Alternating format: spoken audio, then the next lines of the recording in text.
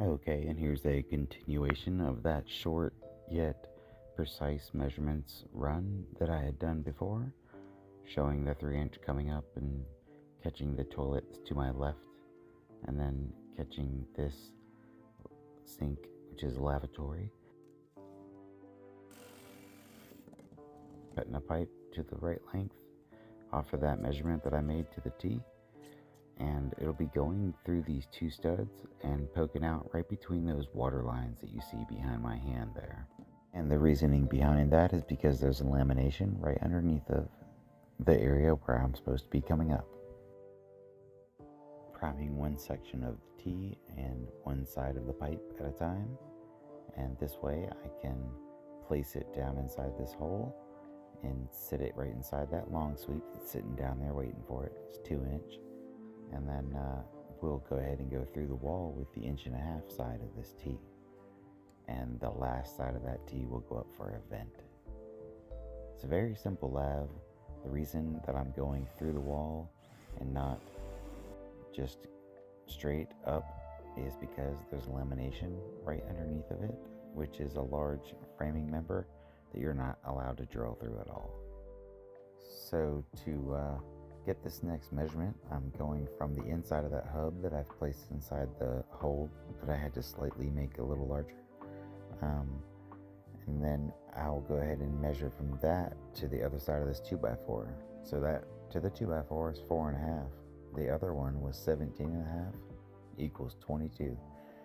So sometimes it's nice to write stuff down, but here in a minute you'll see me calculate the distance for something else, and it's just, you gotta know when to do what. Like right there, switch blades. I don't want a wooden blade, I want a nice fine cut blade. The wood blade is only for wood, and the fine cut is for my pipe and for metal. Once I use up my blades, a good little handy thing is to use them for cutting out the nails underneath of the studs that you have to move. Since it's so thin and it's supposed to be meant for cutting metal anyways, I think it's 12 teeth per inch or something. It might be less than that, like 10. So I go ahead and always put my 90 on there when I can, and then that way I can twist it into position. Unless, of course, it's easier another way. But now that I had that pipe there, now I can solidify this next part in, and the reason I didn't do it before was to make sure that it was going to line up. You don't want to go ahead and glue that in and then later on have to put a coupling in, do you? So just a little bit of prep work and knowing what to glue first is imperative, I think. I got a little bit of extra primer on the bottom. Let me wipe that off. So if you guys have ever done this before or haven't, you shouldn't be too scared about it. But just trying to be careful and cautious with what you're doing is turns out to be a nice product at the end. It looks good, The guy that I'm doing the house for says, "Oh, I don't care how long you take, just as long as it looks beautiful." And I'm like, oh my, he knows my work. But yeah, this house was the first time that we had done this house, and that's why it takes me just a little bit longer on the initial setup and the way I ran it. So the very next house that we did was another one like this, and I didn't document it nearly as much as I had this one, and that's probably a big portion of why it took me so long. I was thinking of you guys while I was thinking of the job, and it was new, and I don't know. At least you guys got a good video out of it, right? And I got a good learning experience. The more I watched the video as I'm editing, the more I was able to retain for the next job.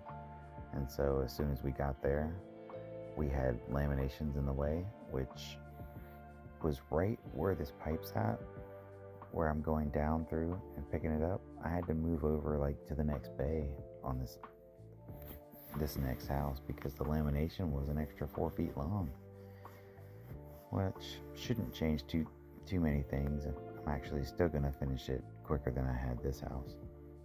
So I'm measuring down now. You see there, it's like almost 76. 76 and 3/8. Plus, I'm going to go up how much, you know? I'm not sure what I even wrote there. It looked like it was 9 something. But now I've added that it's 4 feet, so I'm going to have another inch. No, I wouldn't have to. It'd be a 1/2 inch drop. You only have to do the vents up here in like about 1/8 of an inch for your vents, even if it's 2 inch. But all my 2 inches horizontal that's doing the draining portion and not just venting, I'm always doing those at 1/4 of a bead. And that's 1/4 that it drops for every single foot, right? And if I would have just go ahead and throw this pipe up there, it would have been a lot easier, to be honest. Just go ahead and make sure that you've got excess of what you need up above, right? And then that way, when you go up there and connect it in, because you can see the other pipe is over on that side coming up from my pedestal sink that I haven't shown anybody yet. But it comes over across the garage and up, and then across the stairwell, and then it connects into here, and then it goes out as a 2-inch pipe, because both of these are 1.5 inches because they're only venting one lavatory, right? Each lavatory gets 1.5 inch vent. And now I'm putting that vent in to the top of the sanitary tee, and that's basically it. I'm going to put a strap on here, and then I'm going to call it a day on that lav as far as what we're going to be doing here. This mid-strapping is just a plastic strap, and I like to make it nice and tight, and since it's a bigger wall, that's why I'm pushing it to the inside. I'm not bringing it to the outer edge like I normally would on 2x4s. So y'all have a good one, and the next video will either be it should be the continuation of this, shouldn't it?